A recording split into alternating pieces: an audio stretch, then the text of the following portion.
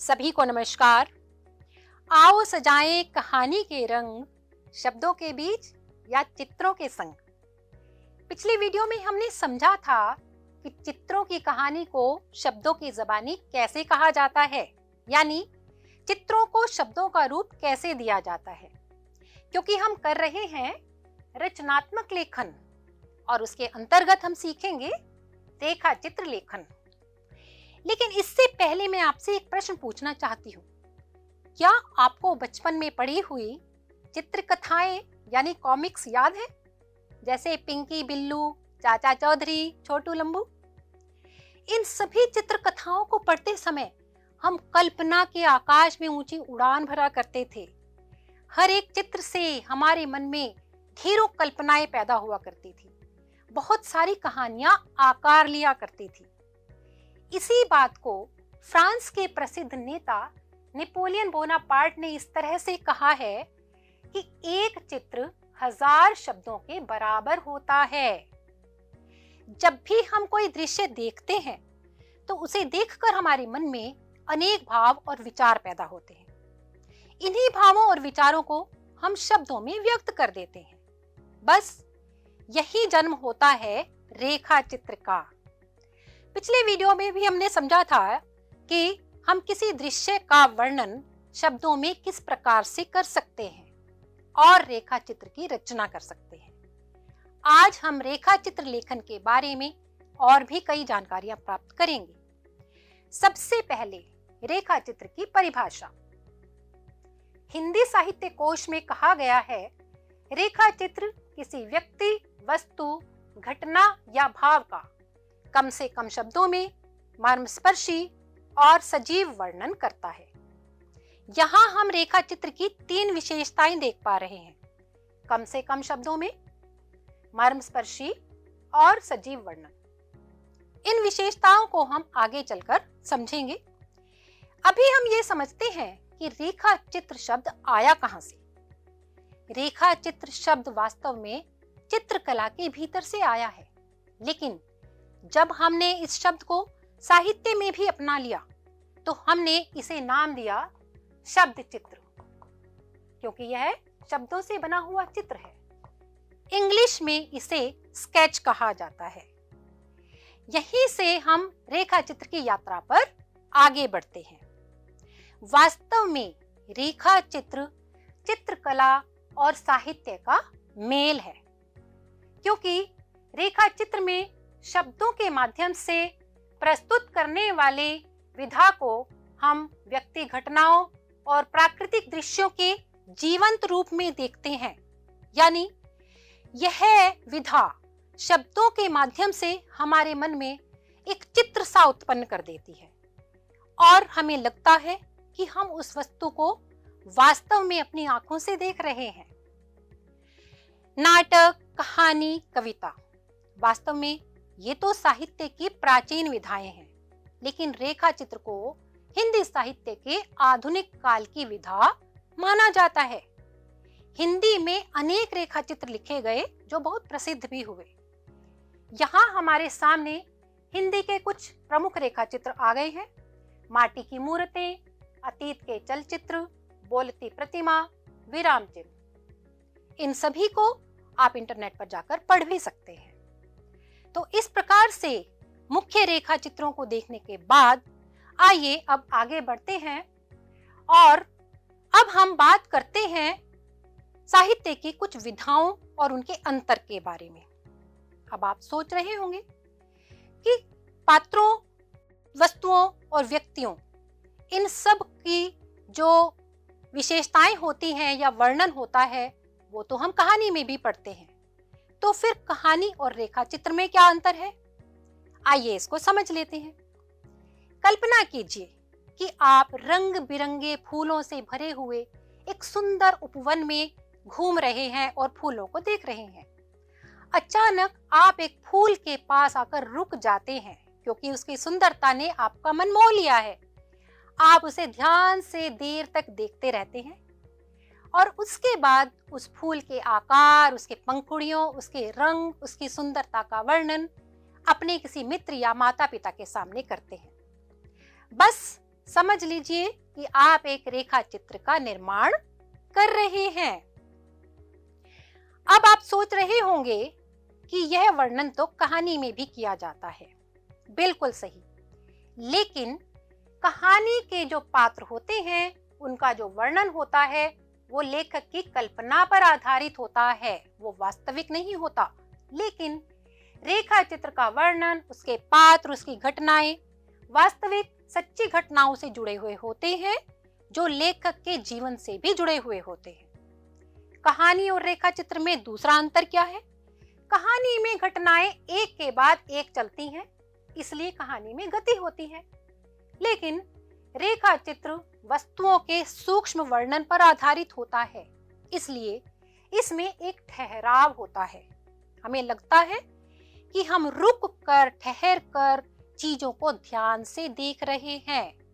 इस बात को हम हिंदी के प्रसिद्ध लेखक जैनेंद्र जी के शब्दों में समझ सकते हैं। सिनेमा में जैसे एक क्लोजअप होता है, जब कोई चेहरा बड़ा होते होते पूरी स्क्रीन को ढक लेता है, बस यही रेखा चित्र है, बाकी गति से चलती हुई कहानी होती है।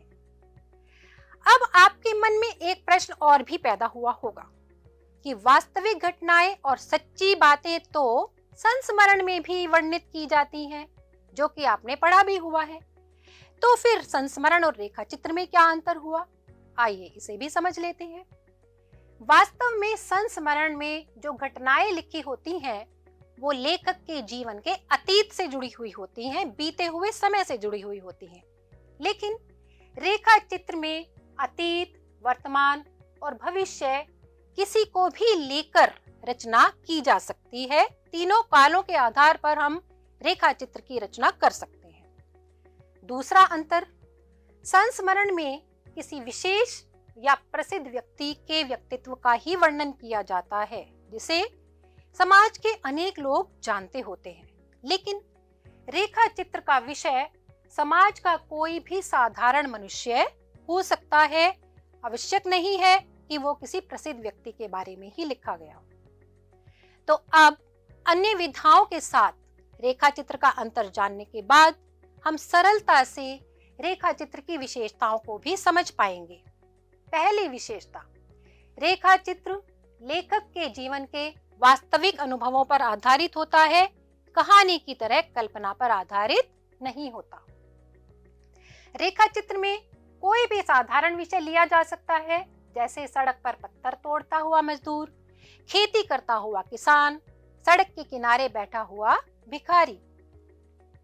रेखा चित्र सच्ची घटनाओं पर तथ्यात्मक वर्णन ही नहीं होता, बल्कि उसके वर्णन में लेखक इस तरह की भाषा और कल्पना का प्रयोग करता है कि पढ़ने वाले के मन में संवेदनाएं और भाव उत्पन्न हो जाएं। तो ये है रेखा चित्र की विशेषताएं। अब हम देखेंगे कि रेखा चित्र लिखते समय किन किन बातों का ध्यान रखना चाहिए ताकि हम एक अच्छा रेखा चित्र लिख सकें। पहला, रेखा चित्र हमेशा संक्षिप्त और कम से कम शब्दों में लिखा जाता है, परंतु उसका वर्णन ऐसा हो कि पाठक को लगे कि वह वर्णित वस्तु, घटना या व्यक्ति को अपनी आंखों से देख रहे हैं। दूसरा, रेखा चित्र में कुछ प्रतीकात्मक रेखाओं, शब्दों या उपमाओं का प्रयोग भी किया जा सकता है, जैसे उसका मुख चंद्रमा के समान सुंदर था, उसका चेहरा सूर्य के समान चमकदार था। इस तरह से हम चीजों को विश्वसनीय और सुंदर बना सकते हैं। लेखक रेखा चित्र में भावपूर्ण और संवेदनशील भाषा का प्रयोग करता है ताकि इस रचना को भाव प्रधान बनाया जा सके, इसे पढ़कर पाठक भी उसे महसूस कर सके। लेकिन इसका अर्थ यह नहीं है कि लेखक उस वस्तु के वर्णन में अपनी ओर से कुछ जोड़ेगा।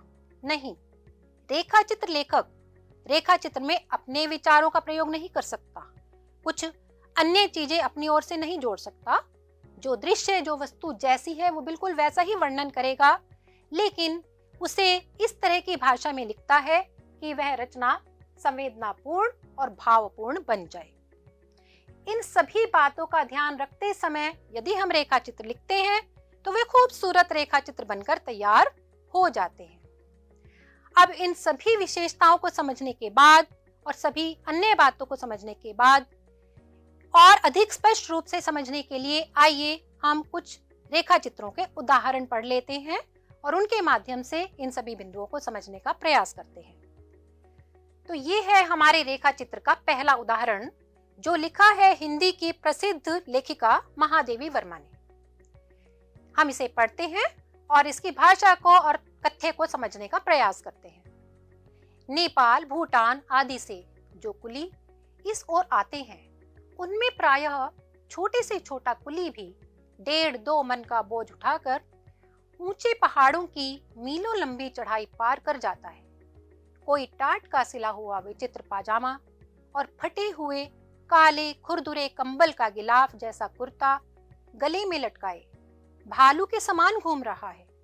कोई कमर से बोझ बांधने की मोटी रस्सी लपेटे और रूखे बालों को खुजलाता हुआ से ही जैसा कांटेदार जंतु जान पड़ता है। कोई धूप में बैठकर कपड़ों में से जुएं बीनता हुआ वानर का स्मरण दिलाता है और कोई दुकानदार से मांग जांचकर मुख तथा हाथ पैर में मले हुए तेल के कारण जल से बाहर निकले हुए जल जंतु की तरह चमकता है। ये भी मनुष्य हैं, इसे हम अभ्यासवश ही समझते हैं, इनमें मनुष्य का रूप पाकर नहीं। तो इस तरह से हमने देखा कि इस रेखा चित्र में लेखिका ने जो कुली हैं उनके व्यक्तित्व का, उनके शारीरिक रचनाओं का, उनके आकारों का किस तरह से वर्णन किया है और इस तरह की भाषा का प्रयोग किया है कि हमारे सामने उनका एक स्पष्ट चित्र उभर कर आता है। इस प्रकार इस रेखा चित्र में हमने देखा कि लेखिका कितनी सूक्ष्मता से उन कुलियों के शरीर का, उनके पोशाकों का वर्णन कर रही है और इस वर्णन को पढ़कर हमें ऐसा लगता है कि हम उन कुलियों को अपनी आंखों से देख पा रहे हैं। एक प्रत्यक्ष दृश्य हमारे सामने उभर आता है। आइए अब एक और उदाहरण के माध्यम से इस बात को और अधिक स्पष्टता से समझने का प्रयास करते हैं। अब हमारे सामने रेखा चित्र का एक अन्य उदाहरण है। यह भी महादेवी वर्मा द्वारा लिखित एक रेखा चित्र से ही लिया गया है। इसे हम पढ़कर समझने का प्रयास करेंगे। मैंने कुछ उदासीन भाव से कहा, तुम सब जाओ, हमारा कुली जंग बहादुर है, उसी को भेज दो। घनी भौहों के नीचे मुख चौड़ा, नाक कुछ गोल हो गई थी। हंसी से निरंतर खुले हुए ओठों के कोने कान तक फैलकर गाल और कान के अंतर को छिपा देते थे। छोटी और विरल मूंछों के काली डोरी जैसे छोर मुंह के दोनों ओर झूलकर छोटे छोटे दांतों से प्रकट होने वाले बचपन का विरोध कर रहे थे। रो कर पोंछी हुई सी छोटी आंखें वही सजल झलक देती थी जो रेगिस्तान के जलाशय में संभव है। गेहुआ रंग निरंतर धूप में रहने के कारण कहीं पुराने तांबे जैसा झाईदार हो गया था। बोझ बांधने की पुरानी रस्सी का एक छोर गले की माला बनता हुआ कंधे से लटक रहा था। ऐसा ही था वह जंग बहादुर सिंह उर्फ जंगिया। उसे अपने भाई धन सिंह के साथ मेरा सामान लेकर केदारनाथ होते हुए बद्रीनाथपुरी तक जाना और श्रीनगर लौटना था। इस रेखा चित्र के भाग को पढ़कर हमें और अधिक स्पष्ट हो गया है कि लेखिका ने किस प्रकार से सूक्ष्म पर्यवेक्षण दृष्टि यानी अपनी ऑब्जर्वेशन पावर का इस्तेमाल करके एक स्पष्ट चित्र हमारी आंखों के सामने खींच दिया है। जंग बहादुर के पोशाक का एक एक वस्तु का वर्णन, उसकी पूरी आकृति हमारे सामने जैसे प्रत्यक्ष हो आई है। यही रेखा चित्र की सबसे बड़ी विशेषता होती है कि पाठक के मन में वर्णित की हुई वस्तु प्रत्यक्ष हो जाए। अब हम एक और उदाहरण देखेंगे जो कि प्रतीकात्मक रेखा चित्र का एक उदाहरण है। यह प्रतीकात्मक रेखा चित्र का एक उदाहरण है जो रामवृक्ष बेनीपुरी के एक प्रसिद्ध रेखा चित्र गेहूं और गुलाब से लिया गया है। आइए इसे पढ़ते हैं और समझने का प्रयास करते हैं। गेहूं हम खाते हैं, गुलाब सूंघते हैं। एक से शरीर की पुष्टि होती है, दूसरे से मन तृप्त होता है। गेहूं बड़ा या गुलाब, हम क्या चाहते हैं? पुष्ट शरीर या तृप्त मन, या पुष्ट शरीर में तृप्त मन? जब मानव पृथ्वी पर आया भूख लेकर, क्षुधा क्षुधा पिपासा पिपासा, क्या खाए क्या पिए? माँ के दूध को निचोड़ा, वृक्षों को झकझोरा, कीट पतंग पशु पक्षी कुछ ना छूट पाए उससे।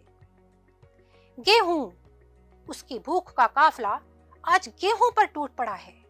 गेहूं उपजाओ, गेहूं उपजाओ, गेहूं उपजाओ। मैदान जोते जा रहे हैं, बाग उजाड़े जा रहे हैं गेहूं के लिए। बेचारा गुलाब कहीं कोने में बैठा सिसकियां ले रहा है।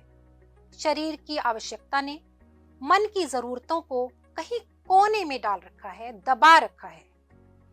किंतु चाहे कच्चा चरे या पकाकर खाए, गेहूं तक पशु और मानव में क्या अंतर? मानव को मानव बनाया गुलाब ने। मानव मानव तब बना जब उसने शरीर की आवश्यकताओं के बावजूद मन की जरूरत को महत्व दिया। तो यहाँ हमने देखा एक प्रतीकात्मक रेखा चित्र का उदाहरण, जहां लेखक ने गेहूं और गुलाब का प्रतीक लेकर मानव की विभिन्न प्रकार की आवश्यकताओं और उसके जीवन की विशेषताओं की ओर संकेत किया है। तो इस प्रकार से हमने 3 अलग अलग रेखा चित्र पढ़े और उनकी विशेषताओं को और भी अधिक स्पष्ट रूप से जाना। अब तक प्राप्त की हुई जानकारी के आधार पर अब आपके लिए एक अभ्यास कार्य दिया जा रहा है।